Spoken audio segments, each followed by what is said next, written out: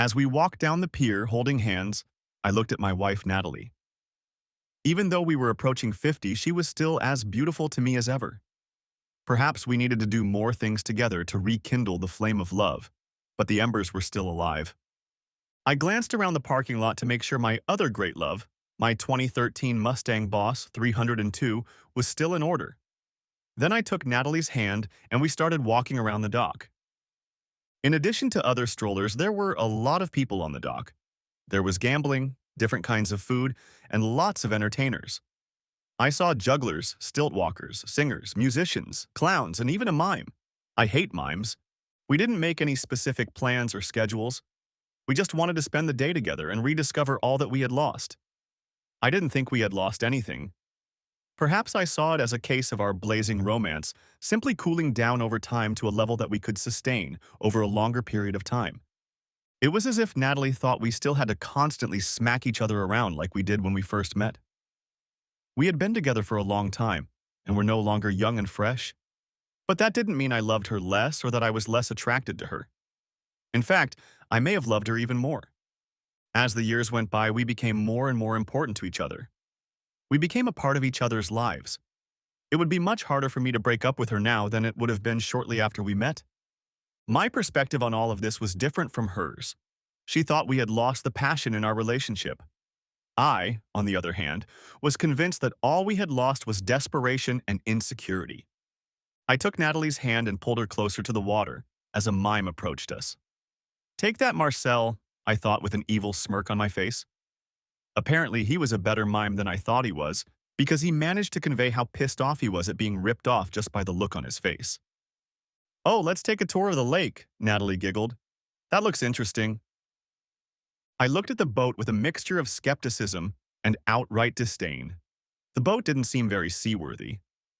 "Come on, Rob, it'll be fun," Natalie coaxed, and her voice sounded more like the young woman I'd fallen in love with than the one I'd been in recent years. I looked at the boat again.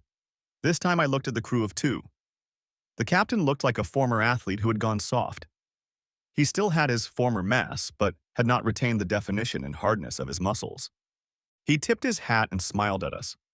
His long, greasy hair and yellow-toothed smile reminded me more of a biker mom than any sense of seamanship. The only person who made me feel safe was his crewman. This guy was one of the people who blew it. Even as he was walking up the gangway to stand next to the captain, who was standing at the safety rail on deck, he tripped over seemingly nothing and almost fell overboard. And the vessel itself? Was she called the Guppy? She looked like she was left over from the war, the Revolutionary War. "There's no way I'm getting on that boat." "Come on, Rob," she said. "I need a big, strong husband to protect me from the dangers of the sea." "Don't worry, sir," said the captain. "This is just a little tour of some of the interesting places around the Great Lakes. We'll show you the coolest hidden islands and the most famous shipwrecks in history." "Are you going to show the area where the Edmund Fitzgerald sank?" I asked. "Are you high up?" he asked. "I've been sailing these waters since I was 12 years old, and I'm still afraid of this place." He looked at me as if there was something wrong with me. I noticed Natalie looking at me too, like I had done something wrong. I was about to just take her hand and head home, but then one of the team members intervened. "I love all these mysterious islands in the lakes," he said. "Some of them are undiscovered and some are haunted. One of them is said to have an Indian chief living on it that boats can't get near because of the high winds and crazy waves. Perhaps we can sail past him." "But don't we run the risk of drowning?" I asked. "This boat doesn't seem to be very seaworthy." "No," said the captain. "This island is only dangerous in November. In summer, as now, it is perfectly safe. But a few months will pass, and the place will be like hell on earth. The winds there blow so strong they strip the paint off the hull. I've heard of waves 50 feet high coming out of nowhere and moving like freight trains." "Wow, have you ever seen one of those?" I asked. He stared at me again like I was a fleeing idiot. "If I had, I wouldn't be talking to you right now," he said. Again, I noticed that my wife seemed to be on the side of this vulgar, tuna-smelling boat jockey. "Rumor has it that this Indian, I mean Native American, is some kind of shaman, and he's in love with the spirit of the Great Lakes. I have heard of strange purple lightning and otherworldly screams coming from there in the fall. Some say it was such conditions that ruined the Fitzgerald. I've also heard that the storm followed the ship from the island to its final resting place, so we may not go to the spot where the Fitz sank, but we may pass close to the island. I nodded my head and paid for the tour. I decided that if I had to spend the next 3 hours with my cheating wife, I'd better do something interesting. I looked at the passengers who were already on board and saw what could be described as a truly motley crew. Among them was a group of 4 women of about 25, who were already beginning to whisper and giggle. 2 of them were quite pleasant-looking, if not average. The other 2 also fit the expected stereotypes. One was a tall, well-built blonde goddess who needed to check her lipstick every 17 seconds. I imagined her actually pulling out her makeup bag and occasionally looking away from everyone because she was using the mirror to look around and make sure everyone could see her. Last in their company was, of course, the fat lady. While she wasn't comically obese, she was denser than all of her friends, and it clearly bothered her. She wore pants instead of shorts and a long-sleeved blouse to cover her fat arms. But of course, in the good old tradition of her kind, the blouse was cut low enough to emphasize the virtues she was most proud of. Somewhere near the chattering women sat a guy. That's the only way I can describe him. He was just a regular guy. If I wasn't already me, I would have thought he was just that. Like me, he was in his early 40s. He was of average height and build, neither thin nor fat. His hair, like mine, was brown and had yet to go bald or gray. In short, he was a regular guy. There was another woman standing next to him. It was a very light-skinned Negro woman. She seemed to be alone. She was very attractive and could probably become very pretty if she put on makeup. Her long, thick and silky hair was thrown back from her face and tied up in a very severe bundle. The clothes she was wearing were very loose and did not emphasize or take anything away from her body. I also could not make out the contours of her figure, but I could tell from her arms and hands that she was relatively thin. Across from her, but clearly not with her, sat 2 nerdy guys. They were both small in stature, wearing huge glasses, and were discussing something that looked like schoolwork. The captain and his first mate began to prepare the ship for departure from the dock. Just as they began to untie the ropes holding the boat to the dock, 2 more guys appeared. They each handed the captain a few bills and then climbed aboard the boat. They looked around and sat down next to the women. Both were big guys and relatively young. One of them walked around looking like he thought he was the master of the world, and the other was his assistant. It seemed the second guy was paid to agree with everything the big blonde guy said. I noticed that Natalie seemed to take a special interest in the last 2 arrivals, much more so than anyone else on board. I stood up, walked over, and sat at the other end of the boat. After a few minutes, she came over and sat down next to me. "Nat, maybe you should go back to where you were sitting," I said. "Why, Rob?" she asked. "I'm beginning to see where you're going with this," I said.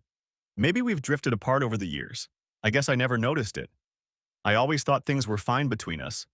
I guess I thought we still loved each other, and even though we've gotten older, we're still the same people." "But we are the same people," she said. "Maybe we've made some mistakes. Maybe we've prioritized our marriage and we need to get back to what matters most. That's what today was about. We just need to spend more time together and rediscover what we fell in love with. We need to put the past behind us and step into the future together. I think we've drifted apart a little bit, but not so much that we're the same." I looked at her and she seemed sincere. She seemed to be begging for it, but I didn't understand. "Well, if we are different," I began, "maybe we should do what Steve and Edie did." "Rob, we don't need to do that," she said. "Our case isn't like theirs at all. And I don't know if you're in touch with Steve, but Edith is miserable. All the shit she's been through has aged her prematurely, and she's not happy anymore. We just need to get to know the people we've become over the years," she said. She put her arms around me and rubbed her palm against my cheek like she did when we first started dating. I sighed, realizing that it had been years since she had done that. It was amazing how much such small gestures could mean. "I wanted us to talk about something today," she said. "But with the mood we're in right now, it might have to wait. Let's just have a good time and see if the captain and his Great Lakes scary tour can entertain us." "We can talk about anything, whatever it is," I said. "I'm in no mood for nonsense. I'll take my bad news straight." "Rob, that's not the point. When people are together for a long time, they take life at different speeds and—" "You mean we've drifted apart, which is what you've been implying all morning?" I snapped back. "In short, you're sick of us and you want a divorce.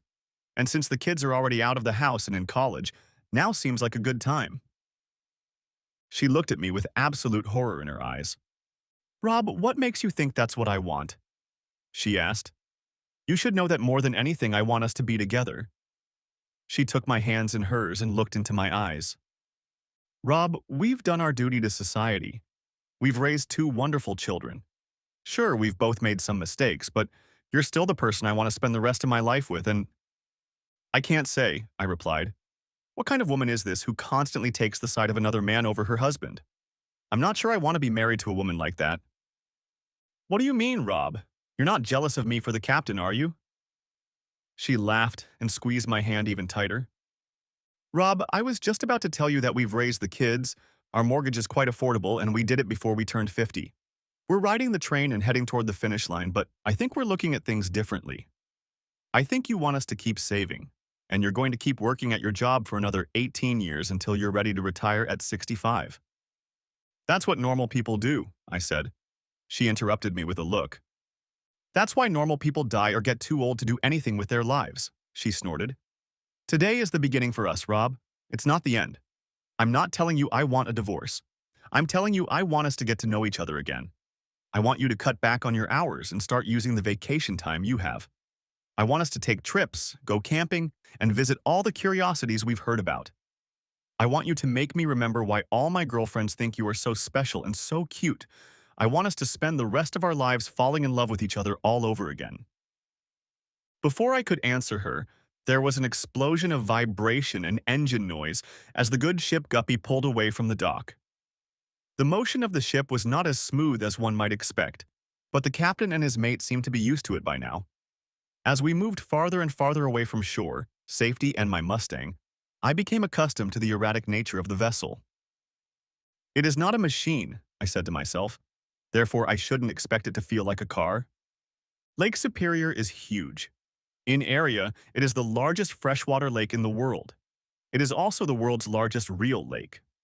Only the Caspian Sea, which is not really a lake, is bigger than it.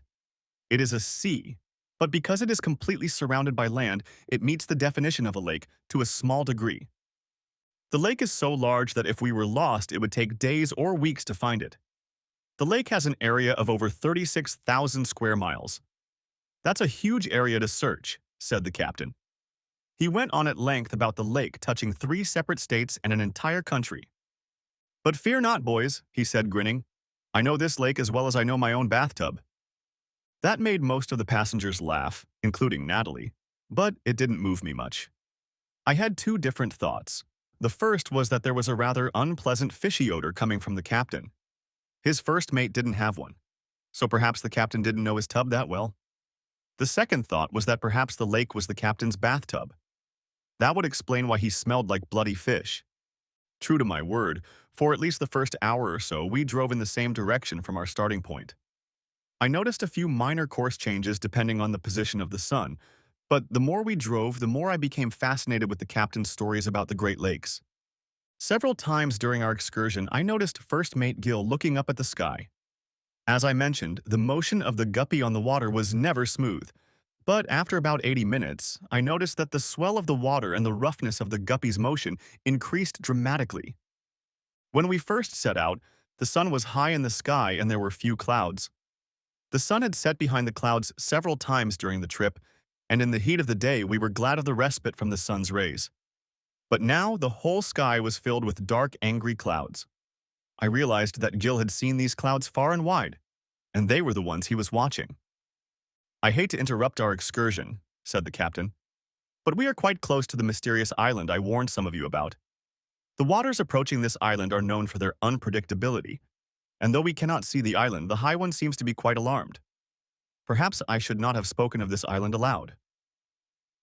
At first I thought he was just stirring up drama to cover up his ineptitude. What sailor doesn't keep an eye on the weather? Even Jill, who I was sure wasn't too tight-lipped, noticed the clouds. But even as the captain spoke, lightning flashed very close to the ship. Huge raindrops suddenly started falling on the water, and all the passengers left the deck and went to the cramped crew quarters below deck. The weather began to deteriorate, and the little boat began to toss. I had to give credit to the captain and Jill. They had done their jobs courageously, and it was they, more than anyone else, who had kept the boat from going down. "Wait a minute," I should rephrase that. Perhaps it would be better, or at least clearer, if I said, the weather began to turn bad. The tiny craft began to toss. Had it not been for the bravery of the intrepid crew, the minnow, that is, the guppy, would have perished. Looking at the frightened and angry faces of the passengers around me, I realized that all of us were already regretting having boarded the guppy. I heard several people saying the same thing I was. They were expressing the same concerns. The boat didn't look to be in the best condition, and the captain smelled like fish. Jill seemed an idiot at best. And now our lives were in their hands. "I'm going to sue," one of the women said. "Who are you going to sue?" The man I called just a guy asked. "The captain probably owns the boat, and apparently the boat is all he owns. If the boat goes down, what do you get? Maybe you get title to a sunken, worthless boat?" "Yeah, and then you'll be charged all sorts of fines for cleaning it up so you don't damage the lake's ecosystem and such," one of the nerds said. The nerd next to him didn't utter a word. He just turned green and ran over to a small sink in the galley. He immediately emptied the contents of his stomach and did so very loudly. He may have been the only one throwing up, but he wasn't the only one not enjoying the ride. As the boat rose and fell and crashed against the waves, we all screamed and begged for the ride to be over sooner rather than later. "Are we close to that island you told us about yet?" I asked, scared to death. "No," replied the captain. "That island is at least half an hour away from us." For the next few minutes, the passage of time and my senses seemed to go crazy. I looked at my watch, and although it seemed like hours had passed, it was more like 5 minutes. The normal up and down motion that the boat made as it floated on the water was gone. The boat was now moving in all directions and orientations and seemed haphazard. The bow of the boat was often pointing straight up and sometimes straight down and at an angle. We were being tossed around the cabin and slammed against the walls, seemingly with some malicious outside intent. Natalie clung to me as best she could, and I tried my best to reassure her that everything would be all right. We weren't so much talking as we were exchanging phrases. We'd bounce off the wall and I'd say, "Wow, that was really hard." Then we'd slide to the floor and I'd yell, "They're making us move forward." I was trying to be manly. I was doing it more for her than for me. However, I noticed that many of the men were freaking out. The big muscular guy squealed like a little girl, but I couldn't take offense at him. He was young and realized that he and all of us could die. Letting it all out was helpful. The nerds were screaming too. The women were screaming almost as loud as the muscular guy. Then I noticed two things. First, a guy who looked like me was doing the same thing I was doing. He was looking for the best and strongest places on the boat to hold on to, and positioning himself so that every time the boat moved, he would increase the security of his position. The single woman was doing the same thing.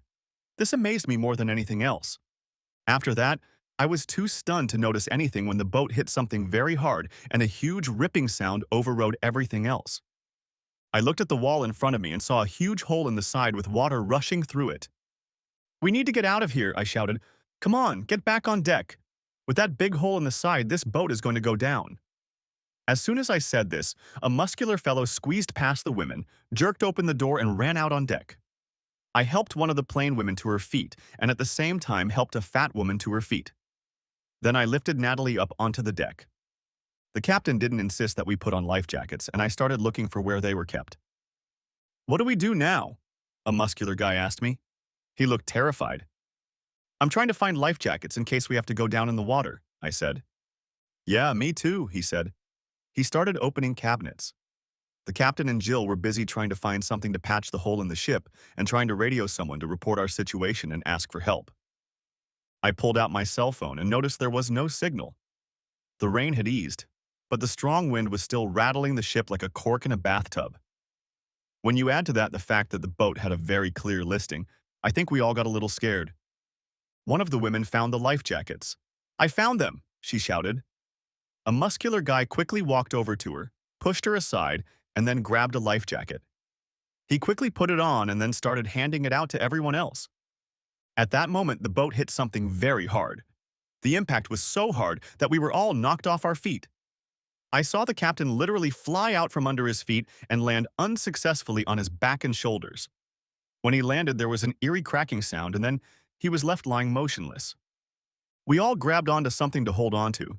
Natalie grabbed me and sat next to me, whimpering, for several long, scary moments. It was during this time that we noticed the boat had stopped moving. I crawled over to the captain and called for Jill. I groped the captain's neck until I was sure he had no pulse. Then I looked at Gil and shook my head. "The captain's dead, isn't he?" The muscular guy wheezed. I nodded. "Oh, that's just great," he whined. "How the hell are we going to get home now?" I looked around and noticed that the boat had indeed run aground. I climbed over the side and noticed that we were on a rather large piece of land that we had somehow stumbled onto during the storm. The rest of us got out of the boat too and followed me. We ended up on a fairly large beach. "Jill, do you think there's any chance of patching the hole in the side of the boat?" I asked. He only looked at me. "What the hell are you asking him for?" The muscular guy asked. "Well, because he's the captain now, so he's in charge. We need to come up with a plan and figure out how the hell we're going to get off this island or signal the authorities to let them know we're here," I said. "We don't need to do any of that, Grandpa," he said. "Everything happens automatically now. As soon as the company notices that communication with one of their ships has broken down, they'll track us down. All we have to do is sit and wait. To tell you the truth, I don't believe a word this jackass says. He and his buddy almost got us killed. That guy was a real captain." I ignored him and started walking down the beach. As I stepped away from the group, I noticed I was being followed. I turned around and saw Jill, a guy and a pretty black woman following me. The guy, who was just a guy, caught up with me. "Are you scouting the island?" he asked. I nodded. "We need to know what's out here in case the rescue this steroid guy was talking about doesn't come. I know it's stupid, but there's no storm expected this afternoon. It should be out tonight and tomorrow afternoon," I said. "George Ignikowski," he said, holding out his hand. "Robert Sinclair," I said. "George, I think we'll cover more ground if we split into 2 teams. Gil and I will go east, and you and this lady will go west. Does your watch still work?" "Yes," he said. "Let's meet at the beach in an hour. It won't be more than 3 or 4 hours before sunset. By then the storm will probably have started, if it hasn't already. We're looking for a cave or any other natural formation where we can build a shelter in a short time." He nodded and we left. As Jill and I moved around the island, he seemed to come out of his shock. "How do you know this way is the eastern way?" he asked. "The sun sets in the west," I said. He nodded. "You learned that in a survival course, right?" he asked. "No, I watched a lot of cowboy movies as a kid," I smiled. "We saw several natural rock formations that might be suitable, but we would need materials to make them livable. We noticed many thin but sturdy trees and a few large trees from which we could cut or break off long, thin branches. From talking with Jill, I got a pretty good idea of what supplies and tools were available aboard the boat. So after an hour, I had a pretty good idea of what we needed to do to survive the storm in relative comfort. I sent Jill back to the boat with a list of what we needed to take with us. I went back to the beach to explain to him what we had found and tell him the plan. Unless George offered a better place, we would make do with what I had. Time was running out, so something had to be done quickly. I'd only been gone about an hour, and it was probably pure luck that I took the exact route I came back on. This section was a little more wooded than the others. I found out later that they decided to use the safety in numbers strategy. So whenever someone needed to go to the bathroom, 2 people went there. All the women went in twos. Unfortunately, or perhaps out of calculation, when Natalie went in, there were no women available, so she went with him. I could hear their conversation as I approached them. I didn't try to walk quietly until I heard her voice. "But aren't you married?" he asked. "That's nothing new," she replied. "I've been expanding my horizons for a few years now. A friend of mine got caught and I decided to quit, but maybe this isn't the right time for that." Then I heard a sound I recognized all too easily. I knew what was going on and I knew what I heard, but somehow that wasn't enough. I crept closer and saw my wife. I thought she heard me, but she looked in the direction they came from. I saw her looking toward the beach, checking to see if everything was in place. "Why did you stop?" he asked. "We were just getting started." "Just remember that young girls are prettier," she said. "But they won't be able to do all the things I'm going to do." "What about your husband?" he snorted. "What he doesn't know won't hurt him," she said. "You can always give him something to do to make him feel important, like send him on a scouting mission or something." I guess I should have been shocked, but once she told me that she'd been deceiving me for years, everything fell into place. I realized the reason she suddenly decided we needed to open up to each other again, and everything made sense. She spun around with Addie, and when Addie got caught, Natalie didn't. She'd seen what Addie had ended up with, and she didn't want that to happen to her, so she launched the whole rekindled romance thing at me.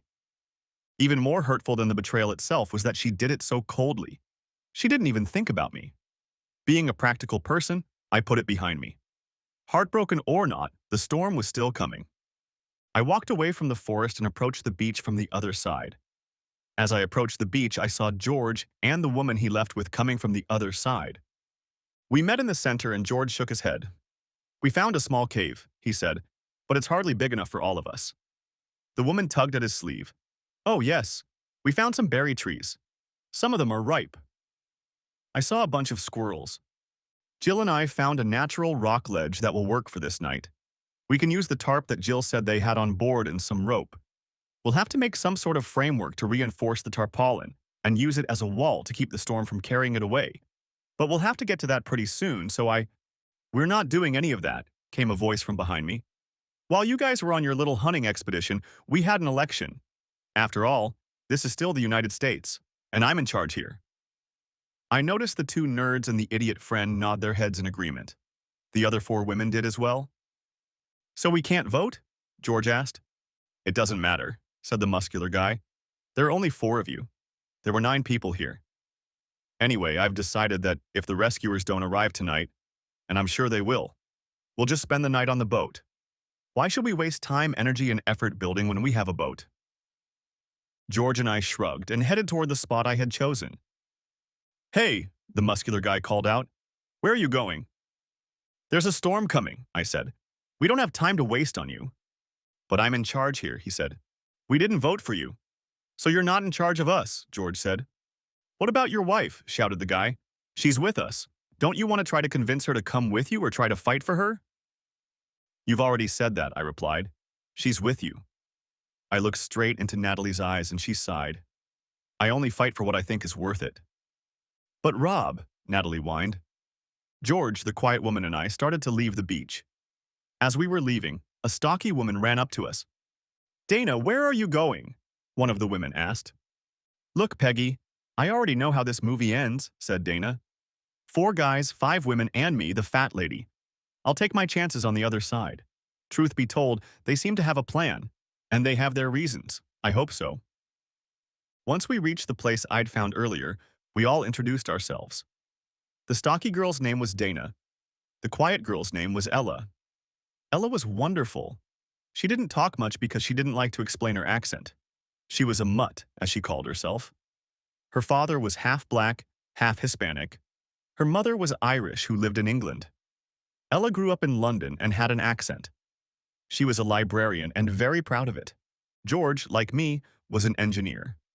The difference was that he was a mechanic and I was a manufacturing engineer. I told him about my idea of how to fortify the site. The site I had chosen was on the side of a fairly steep hill. There was a vertical notch on one side of the hill. It resembled the letter V turned on its side. The idea was to build a fairly large shelter that would take advantage of the sheer wall against its back and blend in with the slope. As a bonus, there were several large rocks and fallen trees that we could put in front of the canopy when we got settled to further protect it from the wind.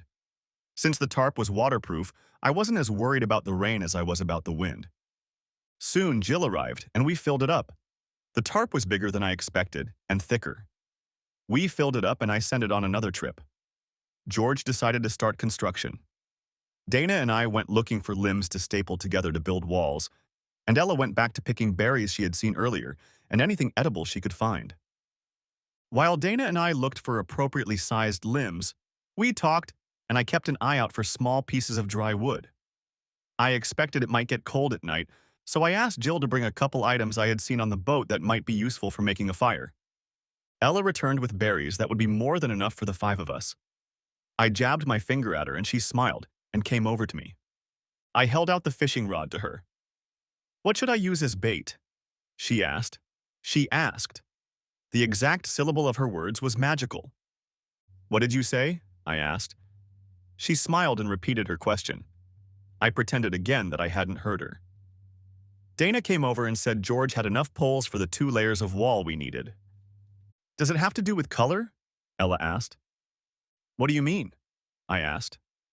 I asked you the same question 2 or 3 times, but you didn't hear me, she said. But when Dana came over, you heard her right away, answered her question, and sent her away. I'm sorry, I said, and it's not about skin color. Hell, you probably have lighter skin than I do. So it's a cultural trait? She asked, looking at me like she was really disappointed. Ella, that's stupid, I said, and I'm sorry. You think I'm stupid? She sighed. I'll tell you, my good man. Here I burst into laughter. Ella, I never said you were a fool, I laughed. I meant that I am. She calmed down and looked at me. I highly doubt you're stupid, she said.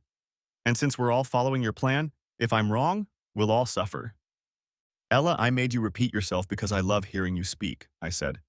Your accent, your tone of voice, even the phrases you use are just magical. I could listen to you forever. We both blushed and walked away.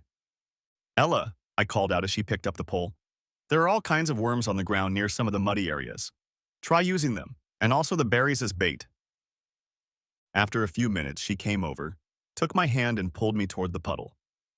Put this on my hook, she said, pointing to a big fat worm. George began to drive the long spars into the hillside. If you looked from a distance, you could hardly see them because he was very precise in his approach to the corner of the hill. The next step would be to lay a tarp over them and then another layer of spars to protect the tarp from the strong winds. I had Jill take a large flat metal disc he brought from the boat and put that in the center of the big fire pit too. I put a lot of crumpled paper, kindling, and pieces of dry wood that I had managed to gather there. A few neatly stacked metal skewers, and we had both heat and a stove. Jill had brought a few bottles of water and 3 cans of soda with him on his last trip. Clouds appeared in the sky. We all had to push together a large rock and a split stump in front of the wall. We made blankets out of small pieces of tarps. We also had life jackets, which we stretched out and piled up to serve as mattresses. Finally, when Ella came up to us with 3 decent-sized fish, we were all set. That's all I caught, she said. I've got them, George said. I'm filleting them. I had Jill take the first one off the hook, Ella said proudly. I noticed that the other 2 fish were still tied to the lines on the poles. Ella reached out to me as George released her from the fish and rods. I'll just eat berries, she said. I just don't like sushi. Well, I'm not a sushi lover, I said. What do you think of this? I pointed to my makeshift stove. I don't know. What is it? She asked. We're going to cook the fish you caught in there. I smiled at her. Smart boy, she smiled back. I might have to eat some after all. Ella, we really don't know how long we'll be here. We won't be able to survive and keep our strength up with just berries and greens. So whenever any type of protein comes along, eat it. Whether it's fish or squirrel or anything else we find, even if it tastes like fried shit, eat it, okay? She nodded. Rob? She called out. I turned and looked at her. I was just wondering, she said in her musical voice. What exactly does fried shit look like? We both burst into laughter, and soon everyone was coming over to see what was so funny. Before we could explain, we felt the first drops of rain. We went inside our hastily built structure. We left the flap behind the rocks open, but pushed the log as close as we could. After several attempts, I lit a fire with a lighter. The small fire in the open flap provided some light. I took a skewer and threaded on it Ella's fish, which George had filleted. I turned them very slowly every few moments. The smell of the cooking fish was tantalizing. While we waited for the fish to cook, we took turns telling the others about ourselves. Dana was full of questions. I feel good, she said. Considering the circumstances, I feel pretty good. But why didn't we want to wait out the storm in the boat with the others? Because the boat is sitting very precariously on the very shard of rock that split her hull, I said. She's unstable. Once the wind picks up and the tide comes in, any one of them could lift the boat off that rock, I said. You mean they can sail away without us? She asked. I mean they can swim to the bottom of the lake, I said. The lake is over 1,000 feet deep in some places, said Jill. What about your wife? Ella asked. I'm sure she can swim, I said. There was a silence in the tent and the crackling of a small fire. Everyone looked away from me in embarrassment. Listen, guys, I said. Natalie and I were supposed to spend today getting to know each other again. I didn't think we needed to. It was her idea. A couple hours ago, I caught her doing something she shouldn't have done if she wanted to stay married to me. I also overheard her telling the person she was doing it with about how she had been cheating on me for several years. So as far as I'm concerned, whether we get off this island or are stuck here for years to come, our marriage is over. It wasn't love that suddenly made her want to get close to us. It was fear of being caught, mixed with guilt. In a way, I'm glad I found out. Now I can get rid of her and find someone else to spend the rest of my life with before I'm too old to start over. So get rid of the bad garbage and let's eat. We ate fish and berries, drank water or soda, and talked about other things, including what we would do the next day, until we fell asleep to the howling wind and rain whipping through the canopy. We built it well, so we stayed warm and dry. The next morning, we all got up to do the chores we had decided to do the night before. Dana had to level and tidy up the barn. Ella did the fishing. George was hunting for any small game he could find and for berries. Gil and I were going to try to make some kind of signal that would be visible to passing ships. Dana also wanted to visit her friends. Jill, George, and I got our heads together and came up with two practical ideas for signaling devices. One was to build a bonfire that could be lit instantly and would give both fire and smoke. The bonfire would be clearly visible at night, but the smoke would be much more noticeable during daylight hours. We also decided to try installing a large head-mounted mirror in the boat. This would be a great way to signal during the day, plus it didn't require a campfire or power source. We decided to head for the mirror first. When we got to the shore, our first thought was that maybe they were still on the boat.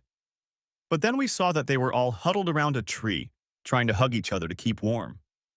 I knew they would dry out during the heat of the day, but it was still a little chilly and it looked like they were freezing. Then we noticed the boat had disappeared. They saw us about the same time we realized the boat had sunk.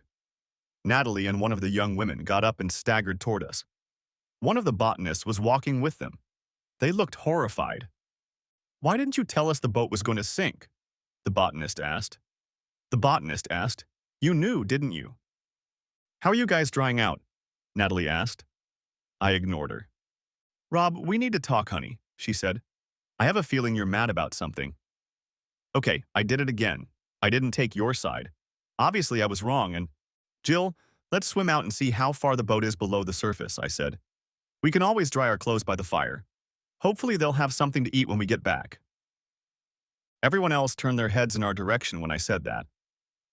"Where did you get the food?" the muscular guy asked through clattering teeth.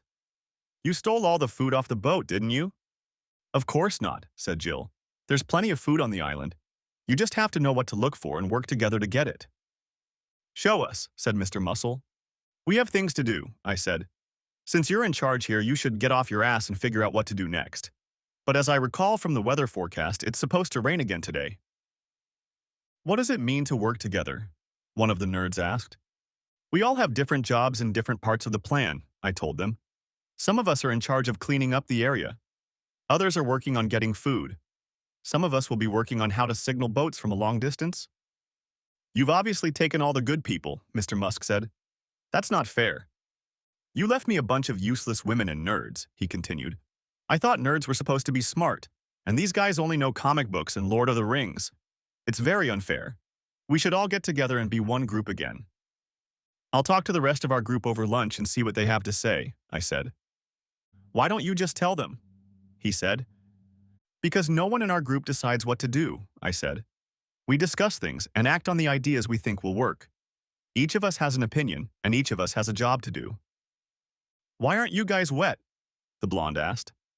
Her makeup was running down her face, she was cold, and she looked just awful.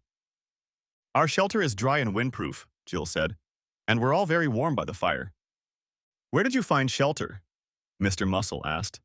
"We didn't find it. We built it," said Gil. "Rob came up with the design, Ig. That's what we call George Ignikowski. Ig built it.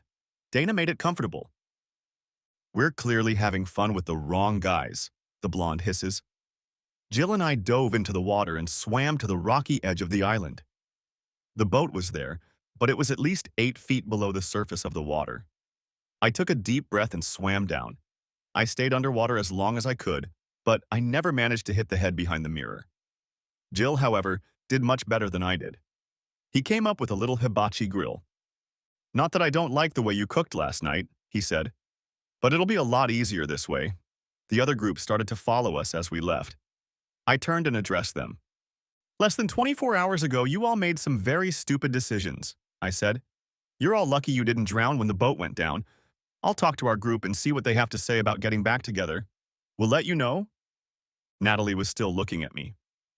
Where are you going? I asked. With you, she said. We're married, remember? In the coldest voice I was capable of, I told her. Yesterday, when you were entertaining that asshole, you told him that what I didn't know wouldn't hurt me. You were wrong, Nat. I know now, and it doesn't hurt me much. I'm ready to put you in the past behind me. As soon as we get off this island, we'll divorce. It's over between us. She just stood there in shock as Jill and I walked away. For the next 3 days, the two groups communicated minimally. My group thrived. We found a way to use some long sections of pipe from the ship as makeshift tubes. This allowed us to stay underwater long enough to get a mirror and other necessities. The only real contact between the two groups was maintained by Dana. She visited her friends every day and came back with horror stories. The other group was supposedly close to starvation and despair. Troy, a muscle guy, turned into a pocket tyrant. He ruled his group through fear and intimidation. All the women, except Natalie, wanted to move to our group, but they were afraid Troy would do it. Dana looked at me when she said Natalie was depressed. I'm not saying it's your fault, she said, but she feels like you've just written her off. Yeah, I said. What else was I supposed to do? How would you feel if you found out that for the last 20-odd years you've been working for the good of a man? You loved him with all your heart. You did everything you could to make him happy, and suddenly you find out that he's been cheating on you for years. Damn, I wish I could start the divorce while we're on this island so I could get rid of her ass even sooner. Don't you want to talk to her? Dana asked. Don't you want to know why this happened? And what does that change? I asked. Why she did what she did is irrelevant. The fact that she did it, and more than once, tells me that I don't want to be married to her anymore. I'm just lucky I found a woman like that. It's over. I'm not going to turn into a bitter old man who hates all women. I'm sure I'll find someone who looks at things the same way I do. That morning, I got up early to head to our section of rock that was closest to the water. We shared the island with another group. The beach was on their section. It was a good deal because most of the fish seemed to stay away from the beach, but there were plenty of them around our cliff. As I walked over to the cliff to check out the pole we had set up in the rock to attach a large mirror to it, I spotted Ella.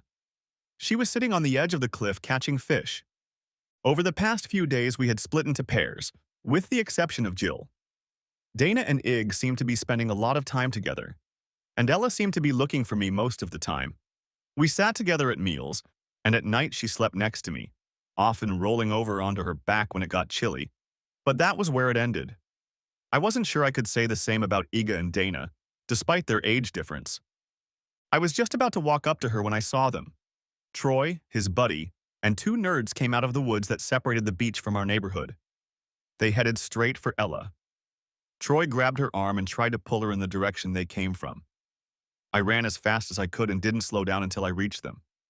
I pushed Troy away from her and stepped between them. What are you doing, old man? Troy asked. This isn't your part of the island, I said. We kind of have an unspoken agreement, since we don't believe in each other's ideas. As I spoke, Natalie and the young women approached. On the other side came Dana, Ig, and Gil. This is the side that Gil, Ig, and I chose while you sat on your fat steroid ass and said we were wasting our time. This is the land of Gil, Ig, and me. This is the land of Gil, Ig, and me. This is Dana and Ella's land. Your place is on the other side. Did he say it was Gilligan's Island? One of the women asked. I'm tired of all this shit, Troy shouted. I'm tired of being hungry. I'm tired of being thirsty. I'm tired of being roasted by the sun most of the day and freezing at night. I've messed up everything. I picked the wrong people. I thought that if Dave and I were the strongest guys on the island and my nerds were the smartest, we'd get the best of both worlds. Turns out my nerds are useless. They have 3 or 4 PhDs for 2 of them. But who needs a degree in particle physics when you're stuck on an island in the middle of nowhere? Then I thought we had all women, but somehow you kept the prettiest one for yourself. I think we need to share some of the resources on this island to make it fair for everyone. You and the other old man are obviously the brains here, and your girl is a hunter and gatherer. If I take her, I get food. And since you want her back, you'll build me a place to live or even give me your own, won't you, Papa? No, I said. Bullshit, he spat again. The fat lady comes in every day to chat with her girlfriends. And while those stupid girls are chatting with her, I'm eavesdropping. I know they all want to come and stay with you guys. I've heard all their bullshit about not having food. Dana used to bring them little bits of squirrel and fish, and she was talking about all of you guys. I know what the fat lady is doing to the other old man. And I know you and the little English girl didn't do anything. But you like each other. So all you have to do is decide if you're going to build me a house just like yours, or just give yours away. No, I repeated. So you won't even try to get it back? He asked. I won't have to, I said. You're not taking her back. Before I could say a word, I didn't. A huge fist came out of nowhere and slammed into my mouth with such force that I recoiled. Guess you weren't smart enough to see that coming, he muttered. You're smart and all, but it's about time someone showed you your place here. As soon as I stood up, he punched me again, this time his fist hitting me in the eye. Stop, a woman's voice said. Don't hit him again. I will go with you. I'll fish and bring you berries and anything else you want. Just leave him alone. Smart girl, he said. He stood over me, and I got angry. I hadn't fought since high school. No, I repeated. I exaggerated my lack of balance, rising to my feet.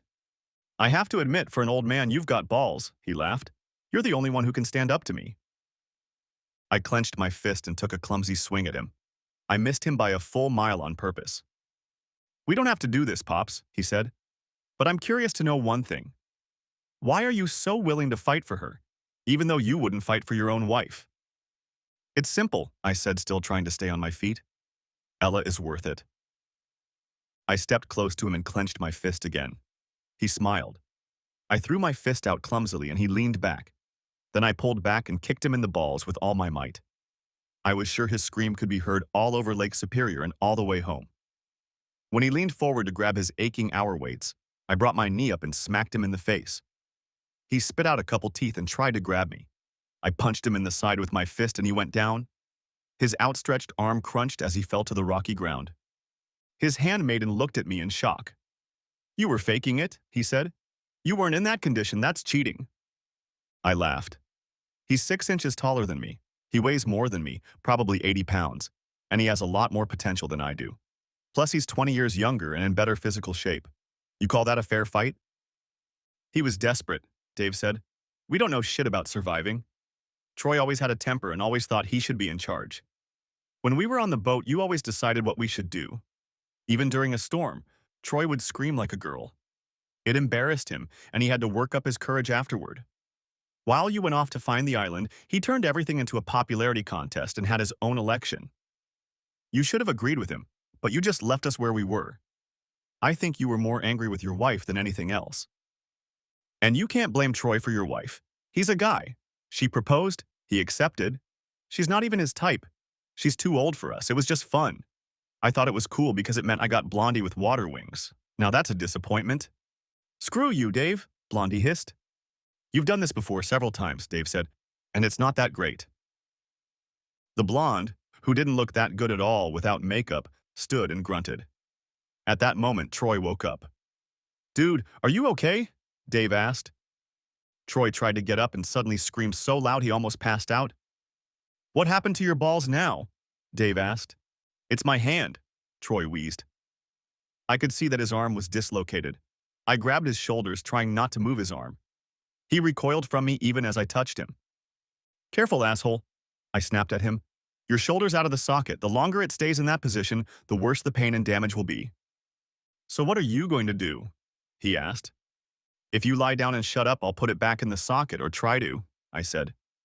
I grabbed his arm and planted both feet against his side. I yanked fast and very hard. He cried out again and then gasped. Oh shit, that feels good, he said. You need a bandage on your arm, I said. It's going to be very sore for the next week or so, and after the pain goes away, it'll be weaker than the other one for a while. You should go back to your part of the island and rest. Dave helped him to his feet and they all left. As they left, there was a sense of discontent in the room. I suspected that a new leader was about to emerge. Ella threw one look at my face and ran off. "Just let her go," Dana said behind my back. "What did I do wrong?" I asked. "Absolutely nothing," said Dana. "Now she's even more crazy about you. You got beat up when you tried to protect her. Do you know what that does to a woman?" "When did she have time to get crazy about me?" I asked. "Yeah, since the night you told her how much you enjoyed listening to her talk," she replied. "Rob, do you know what women hear all the time? I mean, didn't you listen to what Dave was saying about Becky? Do you have any idea how much pain she's in right now? Trust me, when it comes to Ella, you can't go wrong." I continued working on the mirror. I secured it and tried to aim the beam at the edge of the cliff and the water. I was starting to remember that we had missed breakfast when I heard a few cautious footsteps behind me. Turning around, I saw Ella. She was holding two wide square boards that Dana had prepared for us as plates. On them lay something green and some kind of meat. It was cut into chunks.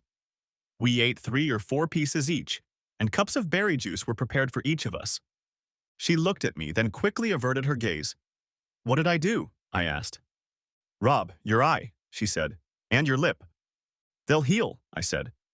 "But they shouldn't have done that," she said. "I could have fished for him for a couple days and found berries for him. Maybe he would have learned to fish for himself and— Or maybe I didn't want to stay away from you for a couple days," I said. Her eyes got really wide, and she had to hide a smile. "The greens are different," she said. "I've seen them growing underwater near where I fish. I had Jill go in the water and cut them down. It looks like cabbage, but it has a slightly different flavor." I realized she wanted to change the subject. "So what kind of meat is it?" I asked. "Try it," she smiled. I took a bite from one of the pieces. It was different from the protein one. It was less fatty and tasted more like chicken, but I knew there were no chickens on the island. "Is that seagull?" I asked, chewing and trying to figure out what the flavor was. She shook her head. "Don't tell me it's a pigeon," I said, taking another bite. "It was caught by Ig," she said. "It's a snake." I quickly spit it out and took a sip of berry juice. "Rob, do you know when I first realized you cared about me?" she asked. I shook my head. "When you told me you wanted me to eat any protein, even if it tasted like fried shit, you didn't say that to anyone else. It was just so important to you that I stay healthy. So now I want you to eat your snake for me. It's not as tasty as fish, but it's protein. And it's better than fried shit." From that moment on, something happened between us. We never talked about it or stated it, but we were together. We also never broke up. Since we didn't know how to store food and preserve it, we started giving the surplus to another group. The first time we came with a bucket of fried fish and greens, they pounced on the food and devoured it by the handfuls. Unlike us, they had no idea about sharing or working together. They each just grabbed as much food as they could and retreated. A few days later, Ella and I were sitting on a rock in the morning. She was fishing. We hadn't had sex since we started dating, but at least we'd kissed. And that morning, as she sat fishing and smiled back at me, I knew we'd eventually lie down on the soft grass and make love. "I love you so much," I said. "Not even for this boat," she replied. "What boat?" I asked. I got to my feet and looked at the water, and she was right. It wasn't very big, but it was moving. I ran over to the mirror and shined the beam on the boat. At first I thought it would sail by, but it slowed down, and then Ella and I started jumping up and down to signal them. The boat turned toward us. Jill heard our shouts and ran up to us. As the boat approached the rocks, we saw that it was a very small motorboat. It was probably not more than 10 feet long, and there were already 3 men on board. Ig and Dana came running in. They had heard Ella and me screaming. Ella didn't have time to cover herself with excitement, and Ig's eyes nearly rolled up to his forehead. We decided that we could only send one man with them. It was immediately decided that it should be Jill. They wanted me to go, but I refused. Gil could tell the authorities about the boat, its registration number, insurance information, and other nonsense. They'd also radioed our location to the Coast Guard, but cell phones in that area just didn't work. "Why didn't you go?" Ella asked, watching Jill pull away on the boat. "And didn't leave you behind?" I asked. "That's never going to happen." "Good answer," she said. When Dana and Ig disappeared again to go about their business when they weren't around, Ella and I headed to the other side of the island. As soon as we arrived, everyone gathered around. No sooner had we started talking than there was a slight sigh. I looked up and saw that Natalie had noticed that Ella and I were holding hands. "Where's the food?" one of the nerds asked. "You'll soon have all the food you need," I said. "We've been rescued." "What? How?" asked Dave. "The mirror," I said. Ella and I were fishing on a rock when she spotted a boat. Using the mirror, I signaled her. The boat was too small to take more than one person, so we sent Gil. They're going to send a rescue boat. They were all excited, and we heard a lot of talk about what some of them wanted to do first after they got back. Other things were talked about too. Someone asked if Ella always sits in her underwear. I also heard someone ask what we do on the rocks alone in the mornings. "Who cares?" someone else said. "It's over, we're going home." A little over 2 hours later, I was standing leaning against the rail of a Great Lakes rescue boat. As I watched the island slowly recede, I could still make out the spot where we had set up camp.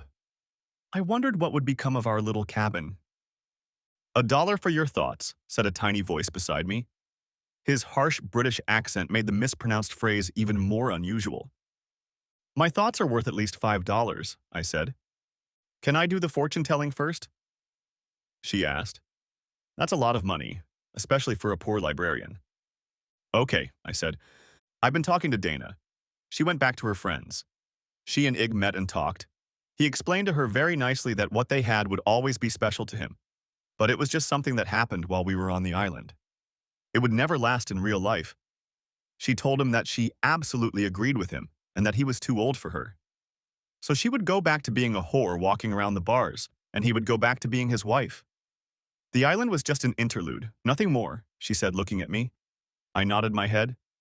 "So that's what you've been doing?" she asked.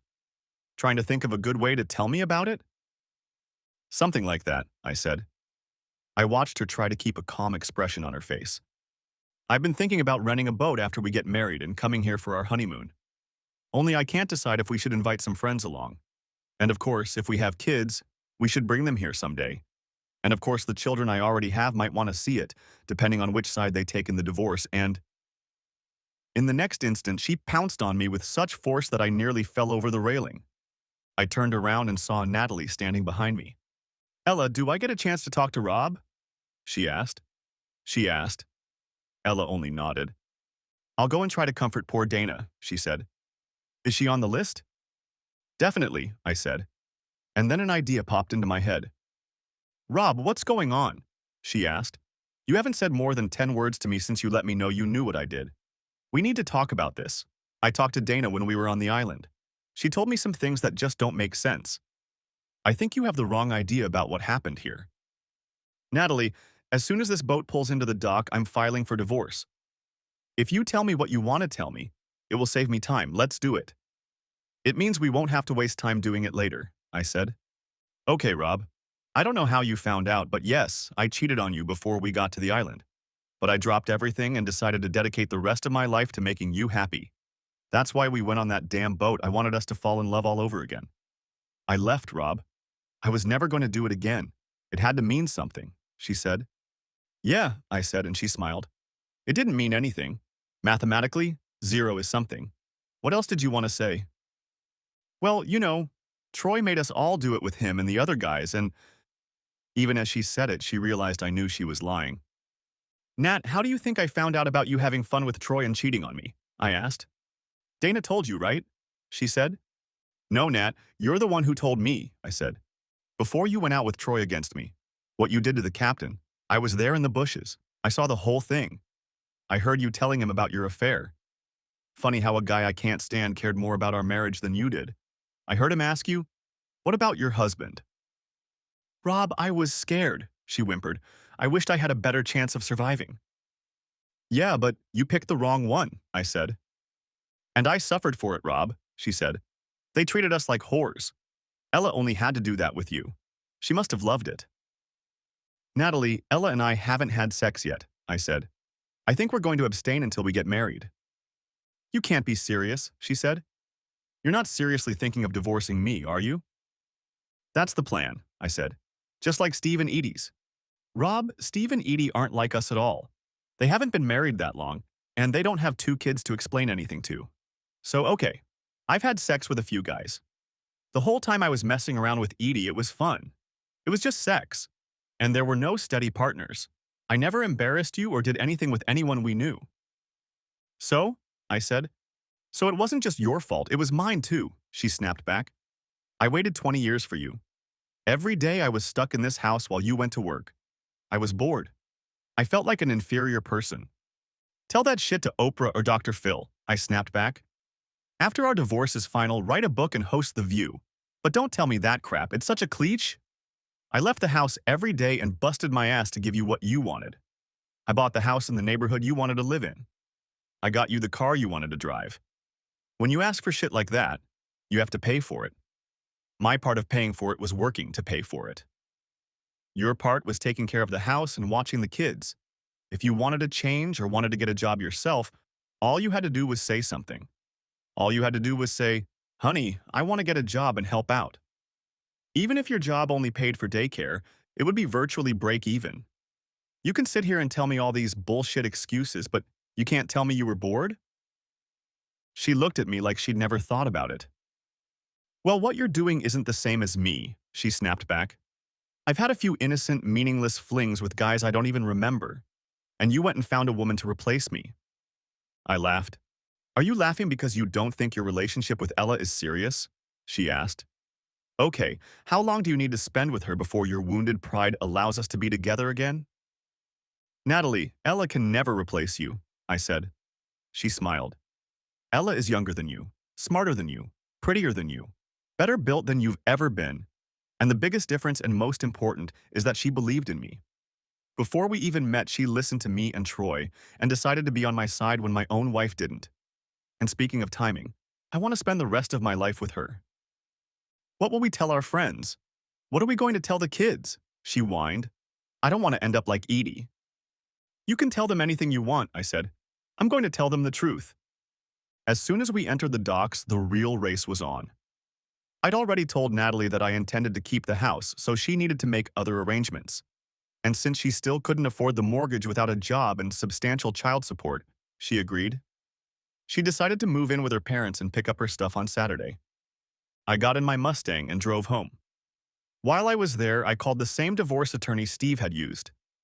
Steve ended up paying Edie almost nothing, and I hoped so too. I had one more trick up my sleeve. 2 to be exact.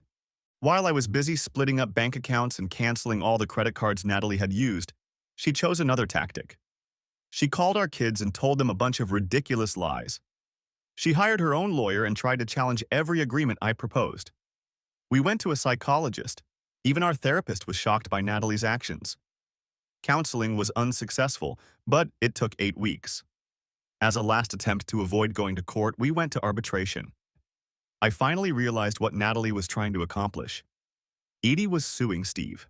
She decided that if she couldn't save their marriage, she would get as much money as she could. Then she would use that money to sleep with all the guys she wanted. The judge didn't give her as much as she expected, and even then it was limited to 2 years. After a few months of having fun, Edie found that being a full-time whore wasn't as much fun as she thought it would be. Plus, she was lonely and money was tight. Natalie saw this and tried to act differently. She did everything she could to delay the divorce as long as possible. She thought that if she could hold out long enough, I would take her back. She also had our children, her parents, and many of our friends to whom she told the same lies, trying to convince me to get back together with her. I begged her to accept one of my settlement offers just to get it over with. The arbitrator was starting to get frustrated with Natalie's behavior as well. Eventually, he simply asked her what she wanted, figuring that was a good place to start the negotiations. Natalie continued to make the most outrageous demands and stated that if she couldn't have it, she wanted to stay married. One of her demands was $2 million a year for 10 years. Since I make less than $100,000 a year, this was ridiculous. The arbitrator wrote a note to the judge about Natalie's behavior and sent us back to court. Natalie didn't realize it, but going to court was the worst option for her and the best option for me. Our children, now adults, came to court. None of them had spoken to me since Natalie had spewed her crap on them. There in the courtroom, in the presence of our parents and children, Natalie made her final statement. The first witness my attorney called was Natalie's former friend Edie. By the time Edie finished telling me about what Nat had been doing behind my back, my son was furious and my daughter was crying. Neither of them believed Nat's story anymore. When the second witness was called, Natalie squirmed even more in her chair. She asked her lawyer not to put Troy on the stand, but the judge wanted to hear what he had to say. When Troy finished laying out everything Natalie had done on the island, even I was stunned. The judge had used all of his authority in determining the settlement. According to state rules, all property must be divided equally, but he was given a little leeway. I had already given Natalie half of the checking and savings accounts and allowed her to keep all the things she wanted in the house. He let her keep the car, let me buy her out of the mortgage, and gave her a total of $1 a week for 2 years as alimony. Natalie had already spent the money from our checking and savings accounts that she had been given, and it put her in a difficult position. Since we took out a second mortgage to provide college tuition for both kids, we didn't have much equity in the house.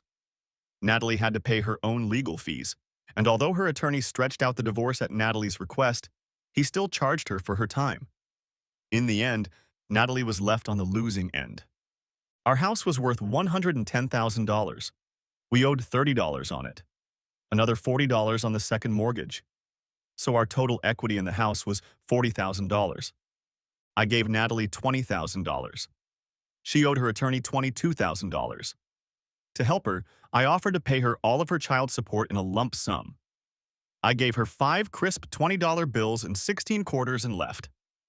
Nearly 6 months after I got out of court, I found myself back on the docks. As Ella and I looked at the huge ship moored there, she squeezed my hand. "Daddy, Ella!" shouted someone behind us. My daughter, Susan, ran up and hugged us both. She introduced us to a small, quiet man who turned out to be her boyfriend and boarded the ship. Her grandparents on both sides were already on board. It still shocked me that I remained relatively close to Natalie's parents, but after all, they were my children's grandparents. Ig and his wife smiled at me from the upper deck. I shook my head, and Ella nudged me with her elbow. "Be polite," she said. Dana came in with a guy who looked like Jill. How they ended up together would have to be explained later. Troy and Dave came in, both accompanied by pretty college girls. The events on the island had changed a lot of things in their lives. The nerds arrived alone. My son was already on the island. He chartered a helicopter and flew there. It was part of our backup plan. The only people who were with us on the island and not in attendance were Dana's 3 girlfriends. They all felt they had been mistreated there and didn't want to bring it up. And of course, there was no Natalie. Not that she didn't want to attend. But things hadn't gone well for Nat after our divorce. Most of the men she dated weren't very good. Also, the money for her secretarial job didn't pay very well, so she couldn't afford a nice dress. But the most important reason was that she was in prison. She felt betrayed by Edie because of her testimony in court. Edie, in turn, felt abandoned by Natalie during her own divorce, so although they were birds of the same feather, they very rarely saw each other. A few nights ago, however, they went to the same bar and got into a fight over the same guy. The judge gave them each a week in jail for defacing property, disturbing the peace, mutual assault, and public drunkenness. As the big ship pulled away from the dock, a second smaller ship followed us at a distance. I wanted to see our little island again. I wanted us to get married there, and while everyone else slept in comfort on the ship, Ella and I would spend the first night of our honeymoon in our shawl. Then we'd get on the helicopter and fly back in time to have a real honeymoon in Vegas. $1 for your thoughts, Ella said, sitting next to me. Oh, I don't have to pay for them anymore. We're getting married in a couple hours and we'll be together forever. I would never do anything to lose you. I love you too much. I could listen to you talk forever, I said. But what I'm really remembering is how we fought with Troy over you on the island. Do you remember what I called that place? Yeah, you called it Gilligan's Island, she said, laughing. No, I was talking about the land of Gil, Ig, and me. Maybe the 3 of us should find out how to buy it. Maybe not, she said. But we lived happily ever after. The end. Thanks for watching, hope you enjoyed it. Subscribe to my channel and watch for the next video.